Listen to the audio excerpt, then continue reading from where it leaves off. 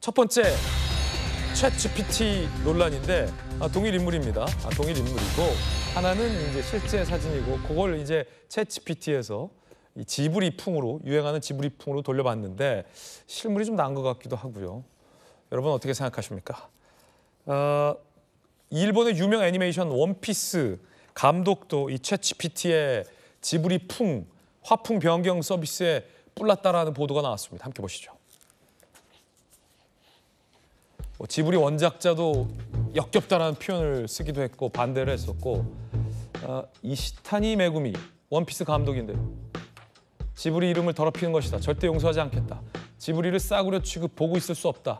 실망스럽다. 지브리 가치를 훼손하는 행위다. 아무래도 이 애니메이션을 만들고 하는 이 원작자들 입장에서는 그 원작자의 어떤 그 장인 정신, 그다음에 그 특유의 어떤 이 사람이 손으로 그려내는 어떤 그 독창적인 철학과 개성이 마치 이제 공장에서 싸구려 티셔츠 찍어내듯 챗GPT가 모방하는 것에 대해서 불쾌한 입장을 가질 수밖에 없을 것 같습니다. 일견 또 이해는 되는 측면이에요.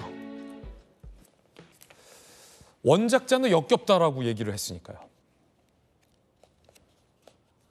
미야자키 하야오 대감독이죠. 대작가이죠.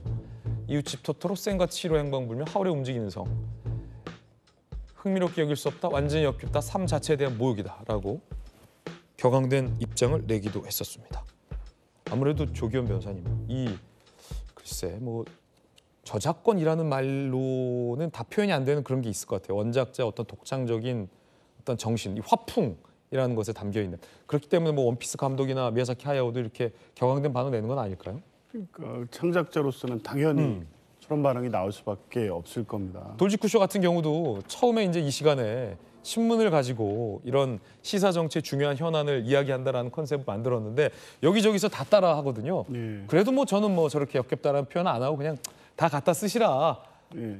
원작자는 원조에 또 품격이 있기 때문에 전 그렇게 했습니다만 또 이거랑은 챗GPT랑 또 다르니까. 그렇죠. 이게 일단 지금 지브리풍으로 해서 챗GPT에서 지금 뭐 수억 명이 지금 당장 네네. 창작물의 아이디어가 차용된 저거를 지금 만들어내고 있으니까 이게 어떤 방식으로 또 상업화돼서 이용될지 그거를 통제할 수 있을지 이제 이런 부분까지 확대해서 생각해 보면 창작자들은 고통스러울 것 같습니다. 이 상황이 본인들의 작품이 이렇게 쓰여지는 것에 대해서. 그런데 또 분명한 것은 저작권법에서는 저 부분이 저작권을 침해한다고 보지 않거든요. 그러니까 저작권이라는 게 사람의 사상과 뭐 이 생각 뭐 이런 것들을 표현해내는 창작물 그 자체만을 보호하지 그걸 만들어내는 과정에서의 아이디어나 이거는 보호 대상으로 안 하다 보니까 실제 지브리의 지브리풍 해가지고 그 아이디어나 이런 부분을 활용해서 저렇게 나오는 것을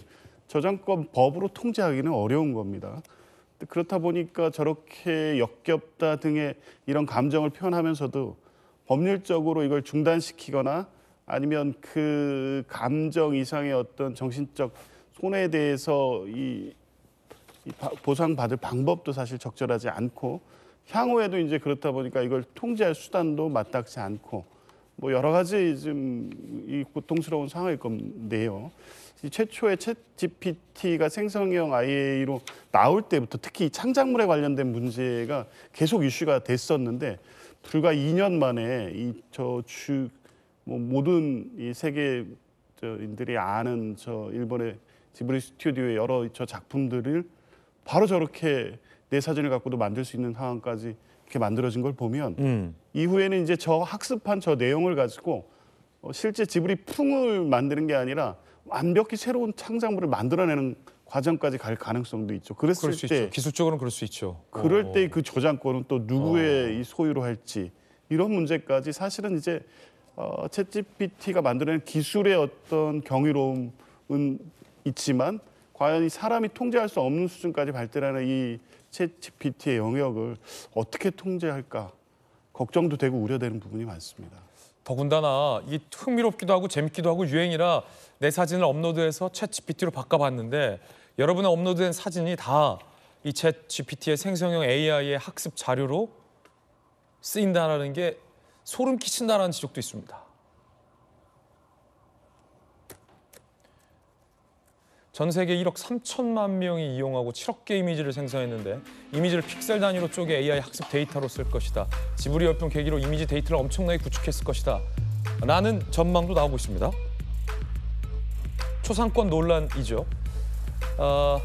원하지 않는다면 설정 변경이 가능하다. 오픈 AI 측 입장은 이렇습니다. 일부 이미지가 학습 활용된다. 그러니까 우리 초상권 사진들이 다 데이터베이스에 AI 학습으로 저장되고 쓰인다라는 거예요. 정영진 변호사님. 네네. 이 부분도 좀 간과하면 안 될 것 같아요. 글쎄요, 저도 몇 번 해봤는데요. 저하고는 뭐 별로 안 닮은 그런 모습이 나와가지고 저 가지고는 초상권 운운할 필요가 전혀 없을 것 같다 그런 생각은 드는데 아무도 그 걱정을 안 해서 네네. 깜짝 놀랐습니다. 뭐 아무도 관심도 없고요.